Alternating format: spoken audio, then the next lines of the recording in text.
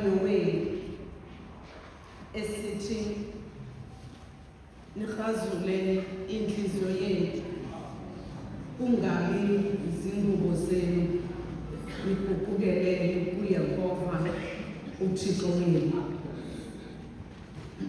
Ngiyaphinda kuThixo nakulonyaka uyathetha ngomprofethi uYoweli. Uthi pha kuverse 17, mabalile ababingeleli abalangiseleli bakaYehova phambili kweveranda nesibingelelo.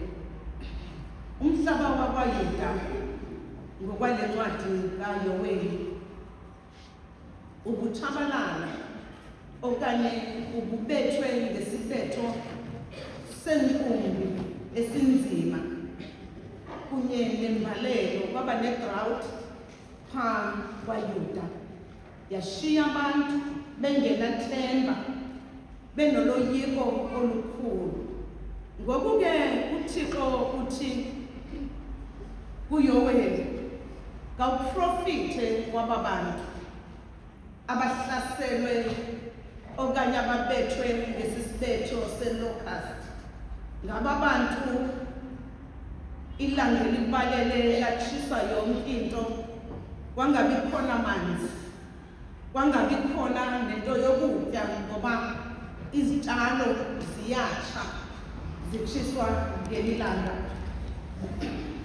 Uthi ke xa ethetha uThixo nabo, ethetha ngomlomo kamprofethi uYoweli, uthi baxelele aba bantu okokuba esisibetho nesisomiso esikhona apha kwaYuda ayikho into enokuziqeda ezi zinto, kodwa into efunakalayo ukuze zonke ezi zinto ziphele, kufunakala nenze into eyodwa ningamayuda, niguquke nibuyele kuYehova uThixo wenu.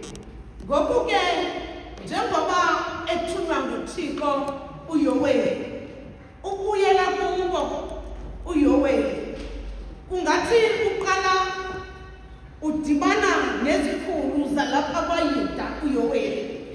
Andazi noba ndizothi ucela ipermission apha kuzo okokuba ancokole le nto uThixo amthume yona. Kodwa into endiyithandayo njengoba uThixo ethetha noYoweli, uThixo akancokoli noYoweli ngokubenzakalisa kakhulu kunakuqala. Kodwa xa ethetha noYoweli uThixo, intetho yakhe noYoweli ishintsha itone. Akuseyona leya tone yokuziswa kwenkumbi apha kwaYuda, kodwa sekuyitone enika ithemba ethi nakuleli meko kuzolunga. Ngomlomo kaYoweli uyabamema uThixo abantu, ubamemela enguqukweni ukuze baphume kule nto ebeyibabandezele okanye kolusizi. Umprofethi, into endiyithandayo apha, xa efika kubantu akafiki umprofethi uYoweli abuze into yokuba masenze ntoni, ngoba uthi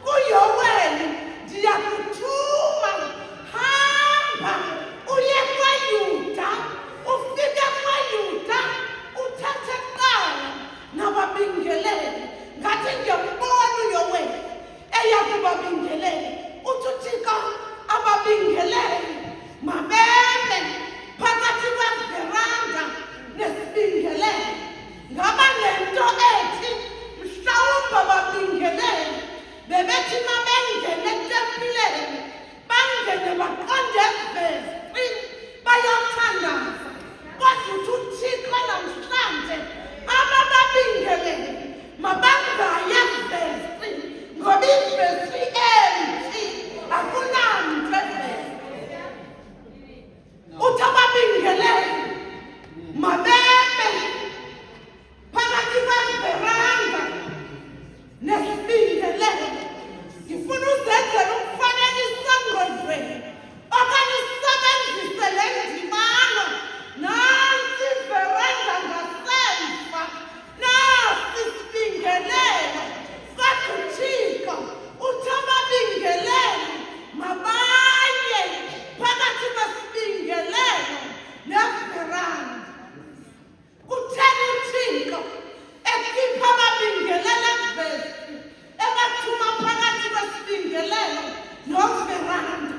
Uthi umbhale ngimfundileyo uthi apha siphakathini bekuthi xa kuyicawa abantu bakaThixo bayadibana siphakathini njalo ngecawa kusasa.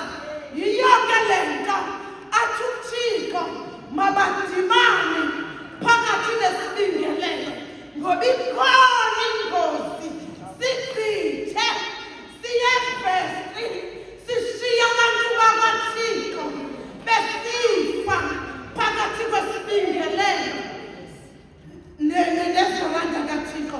Uthi uThixo mabaye esibingelelweni. Kungathi ndiyambona uYoweli ethetha nababingeleli esathi uyakhwepha uya kubabingeleli kuthiwa hayi lixesha lokuthandaza silungiselela inkonzo. Kodwa kuvakale uYoweli esithi uthi uThixo ngoba umuntu othule nguThixo akafiki endaweni ame ngawakhe amandla, kodwa ufika athi uthi uThixo ebantwini ngoba ilizwi elisemlonyeni wakhe akusilo nelakhe, luvela kuThixo. Waye uYohane, waye uYoweli okanye waye umbhali phakathi kwesibingelelo. Kungathi uthe mayefika phakathi kwesibingelelo wafika kukhona abantu abagulayo, abantu abaleleyo, abantu abanye abaphithizelayo ngenxa yeemeko zehlabathi. Kungathi bathi ababingeleli akusiwo nowethu lo msebenzi, ngumsebenzi wamavangeli nabonoBhayibhile. Kodwa wathi uYoweli lithethile ilizwi likaThixo lathi yani phakathi kwesibingelelo naphakathi kweveranda. Yangenza le nto ngathi into yenza uThixo abathume apha phakathi kwesibingelelo. Uyayazi uThixo into yokokuba bakhona abantu abangakwazi ukufikelela esibingelelweni kwindawo engcwelengcwele. Abanye abafikelele esibingelelweni ngenxa yezifo ezibaphetheyo. Abanye abafikeleli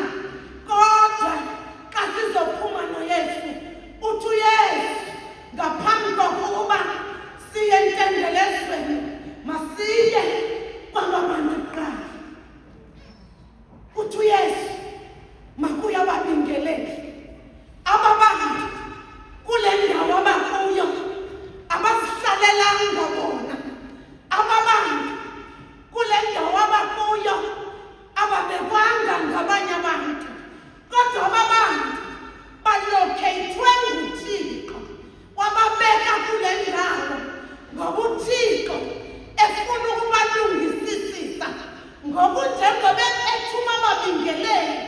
uThixo ushintsha izinto, ufuna ukuba-relocate ngoba le ndawo abakuyo ayibafanelanga. ufuna uThixo banyuke baye kwindawo engcwelengcwele.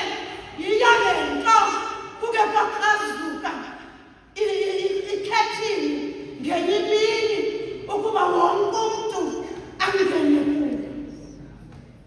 Xa uThixo elungisa umuntu, ezomrelocate umuntu, uyamlindisa umuntu, amlindise angamxeleli uThixo into yokokuba uzorelocate nini, ngoba uThixo ufuna ukubona kule ndawo akubeke kuyo into yokokuba uyawalingisa yini, uyawathetha yini amazwi abathetha nguPawulos kwindawo endikuyo ndazifundisa ukwanele.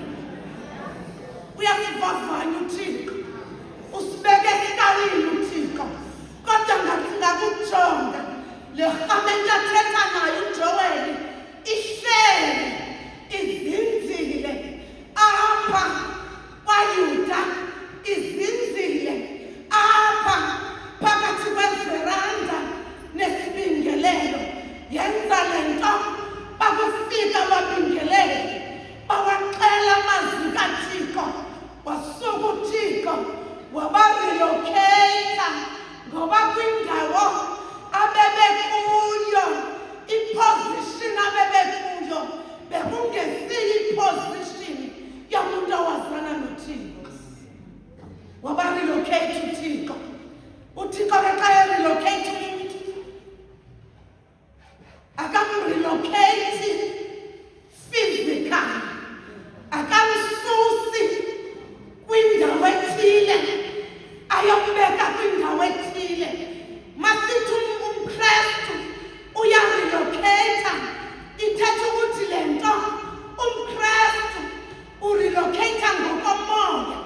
zithi izinto abehleli phakathi kwazo ezimenza ahlale zinkumbi, ezimenza abe phakathi kweground, zimbandezela ahlale apho abonakala uThixo ezisusa ezo zinto.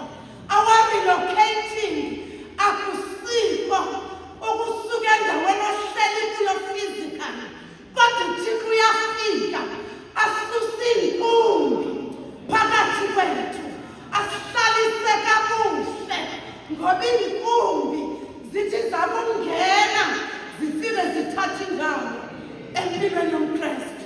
Mhlawumbi nakuwe kudala kule nkonzo ubala iminyaka umane uthandaza uvuma usiya kudumisa, kanti ngalo lonke elo xesha uhleli phakathi kwenkumbi. Iinkumbi ziyakukhuthakhutha, uthi noba uzivuma izingoma ungaziva kakuhle ngoba uhlalisekanga ngenxa yenkumbi.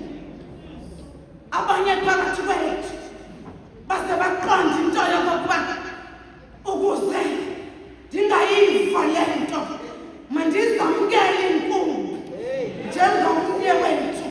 Kukhona abantu abalala nenkumbi, bavuke nazo baye nazo enkonzweni, kanti ngalo lonke eli xesha bathi bakufika enkonzweni zifike iinkumbi zithatha indawo zibakulungele. Athi noba uvuma ingoma umntu kanti ayisavunwa nguye, ivunwa ziinkumbi. Mabalile ababingeleli. Utheni nje uThixo ethi mabalile ababingeleli bamemeze. uThixo apha mongameli uthatha ababingeleli ubenza ibridge lokuwelela ngaphesheya, ngoba ngaphesheya kwentembelezo i-community ilindele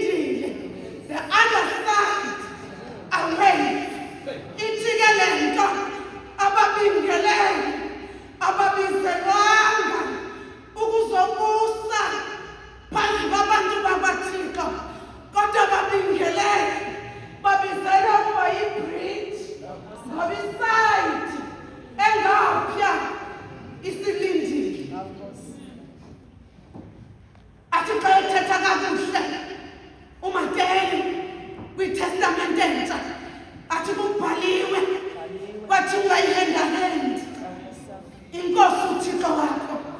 Kungathi-ke njengoba aba bantu behleli phakathi kwesibingelelo naphakathi kweveranda, njengoba inkumbi zibadla, likhona ilizwi elifikayo kubo lithi, woza ndikubeka eqoqoyini lwetempile, ngoba abanye abantu abazithandi iindawo eziphansi kodwa bafuna iindawo eziphezulu.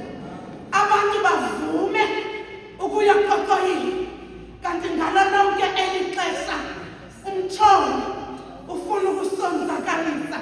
Khawuve xa ethetha noYesu uthi, yiya woza eqoqoyini, ngizokwenza kube zonke lezi zinto ngezakho.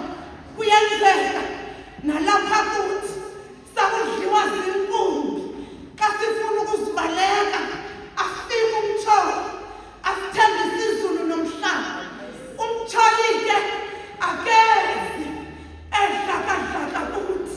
Umtsholi uze mhle enxibe neyunifomu yecawa ukuze akukhonvinse. Umtsholi akezi kuwe ehamba ngesisu, kodwa umtsholi uza kuwe nami ehambela phezulu ukuze simthembe athi yonke le nto izoba ngeyakho. Athi uYesu, hayi, bhaliwe eBhayibhilini kuthi ungayilingi inkosi uThixo wakho. uYesu usebenzisa iBhayibhili ngoba uyayazi into yokumpheli. Uke naye wayifunda iBhayibhili. Umuntu ohendayo okanye into ehendayo iyalazi ngayo iBhayibhili. Kunjalo njena iqale ekuqaleni iziyofika ekugqibeleni ingalivulanga. Uzithembe uthi uThixo uthethile, kanti akuthethi uThixo, kuthetha imithombo. Bangaka abantu abafika kuwe bakuthembisa izulu nomhlaba? Bangaka abantu abafika kuwe bathi njengoba ungenakho ukutya njena okokuba uthe wakukhothamela konke kuzoba ngobakho? Kodwa ngifuna ukuthi noba kunjalo uyasithuma uThixo. Xa uThixo ekuthetha ngababingeleli akathethi ngabo abanxibe njengami, kodwa uThixo uthetha ngabo bonke abantu ababizileyo. uThixo uthetha ngabo bonke abantu abake bavuma ngenye imini bathi uJesu uyinkosi nomsindisi. Sibahle, siyathandeka, kunjalo njena sinomnqumo nasebusweni. Azathenga umuntu athi konke kuhle, konke kulungile, kanti ngalo lonke elo xesha sonzakele. Umtsholi usidlakazile, kwathi ngoba uThixo emhle wasikhavara ngomoya oyingcwele, kwangaveli ubunjalo bethu kuwo. Ungayihendi inkosi uThixo wakho. Ndifuna ukuthi kuwe nyamezela, sekuseduze phambili. Le ndawo kuyo ayikho permanent. Le ndawo kuyo uyagqitha nje. Into ebalulekileyo xa usiya emnqamlezweni akhona amatye, ikhona nemiqobo ebekiweyo phambi kwethu ukuze sakuhamba siqhubeke endleleni. Kodwa ngifuna ukuthi kuwe ekuqhubekeni konke vuka uzivuthulule, ngoba uThixo esiwukhonzayo ukulindile. Ababingeleli mabalile phakathi kweveranda nesibingeleli. Kutheni uThixo ethi makulile ababingeleli? Ungalili njena omnye umuntu. uThixo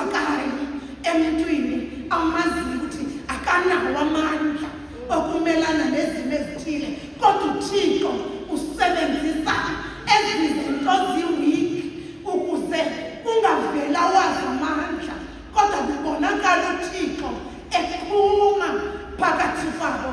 Ithi le nto xa uThixo esebenza ngomntu uyamqhekeza umuntu kuqala, akasebenzi uThixo ngomuntu opheleleyo, ngoba hlezi umuntu abe nekhathi, hlezi umuntu azithwale acinge kungenxa yemisebenzi yakhe. Kodwa uthi uThixo akusiko ukuhlakanipha nemisebenzi yethu, kodwa kungenxa yamandla kaThixo. NoYesu xa efika engcwabeni likaLazaro, uthi umbhali ufikile uYesu walila. Akathi ufike uYesu wasebenza, kodwa ufike walila. Yini le yenza uThixo afuna abantu balile? Kuyenzeka ngamanye amaxesha ilanguage esiyithethayo bangayi-understand abantu abasentlungwini, angayi-understand umuntu osembandezelweni, kodwa ilanguage yokulila wonke umuntu uyayi-understanda. Akade uThixo akhawuleze aphendule. Ngifuna ukuthi kuni uThixo uyasimema uthi masithule sithi kuwaka, kodwa sisebenzisa ilanguage yokulila. Kuvakale kuthiwa ngesintu indoda ayilili. Ngifuna ukuthi kuwe xa kuthi ungalili bakuphosanisa nofefe likaThixo, ngoba ufefe likaThixo luphaya ezantsi apho iinyembezi ziwela khona. Yiyo le nto umhlabeleli esimvumileyo athi ndiwe ezinyaweni zakho ndilifuna itafula. Namhlanje uThixo uzosirelocate, namhlanje uThixo uzosiriposition, ngoba uyabona uThixo into yokokuba iinkumbi zidlala ngathi. uThixo ufuna ababingeleli abazonika umyalelo, ngoba umbingeleli lapho kukhona umtsholi khona akacengi, ngoba umtsholi akancengwa. Once wamcenga umtsholi uyazivalela, kube khona amaqanda. Yenzele yonke siwathatha amaqanda, noba sirelocate nawo amaqanda kamtsholi. Athi wakusiposition uThixo siphinde sifike sihlale phezu kwamaqanda amtsholi siwafukama. Kwindawo ohleli kuyo kukhona ngaphakathi kuwe, kukhona, ngoba siyathetha siyakhula, kodwa maze siyethethayo endaweni yokuba bhide ayonzakalisi, ngoba inkumbi akazi noba ndike nizibone nayo inkumbi zithi xa sezidibene ngentloko zingamniki ithuba umuntu athi nokuyazama ukuzohlula, zingavumi inkumbi. Kodwa ngifuna ukuthi xa umoya oyingcwele sihlile wangena, iinkumbi zithi sa, ngoba sinamandla iinkumbi kuThixo. Kufunakala njena umKrestu ozothi iinkumbi xa zimhenda athi hayi, uthethiwe, kubhaliwe, bathi ungamhenda-hendi uThixo inkosi yakho. Ngifuna xa sizothandaza ukujonge kule ndawo ohleli kuyo apha kuba iinkumbi zime njani. Iinkumbi ke xa uzozisusa akufuni uzibhayizele iinkumbi, kufuna ujonge apha intloko zijonge ngakhona, ukuze uthi xa uzozisusa ungaqali emsileni, kodwa uqale entloko. Uthi xa ethetha kahle umbhali athi umalusi ziyamazi izimvu zakhe, ukuba uthe wabetha umalusi izimvu zithi sa, kodwa ukuba uthe umalusi wazixokelela ziyahlala izimvu. Ngifuna ukuthi kufuna irhamente masizijonge ezi nkumbi. Iinkumbi zizoba khona ziphakathi kwethu kodwa xa sithembele kuThixo aziyi kusenzakalisa zizoba khona kodwa zingabi nakwamandla ngoba simkhonzayo unamandla kunenkumbi. Ndifuna ukuthi xa siphuma senhlanga asikhulule impahla yasezinkumbini esinxibileyo ngoba inkumbi sezigubungele le mpahla. Masivuthulule singene endleleni eyenhlanga. Uthi kuThixo mebamema abantu bakhe ngomlomo kaYoweli besuka enhlanga beya endaweni engcwele. Uthi Thixo kubo kufanele kube khona izinto enihlukana nazo ngoba ukwazi ukungena endleleni yenhlanga usanyamathelwe zinkumbi. Ezinye inkumbi zizowa kodwa ezinye inkumbi azizukuvuma ukuwa. Mawungalibalike ukususa inkumbi kodwa ngena nazo inkumbi enhlanga uThixo uzogqibezela. Mhlawumbe inkumbi ojongene nazo kuthe makuqala unyaka awunayo nemali yokubuyisela abantwana esikoleni, abantwana bahlele ekhaya. Mhlawumbe abantwana bayile esikoleni kodwa mabevuka abantwana awunayo ne-lunch box yokubaphathisa bahamba ngezihlangu ezinemingxuma. Kodwa ngifuna ukuthi kuwe uthi uThixo siyaphuma kwisibetho senkumbi ngoku sijonge enhlanga. Mhlawumbe ezakho inkumbi ezikubandezeleyo kudala uzamana nesi sifo sikuphetheyo kodwa uthi uThixo namhlanje siyaphuma kwezi nkumbi sijonge enhlanga. Bazokubuza abantu kutheni uphuma ulandela uThixo ovuma inkumbi zahlekisa ngawe kakade. Xa uThixo azokwenzela into enhle ufuna utshabaluhleke. Yiyo le nto uDavide ethi ngenye imini undlala itafile phambi kwentaba zami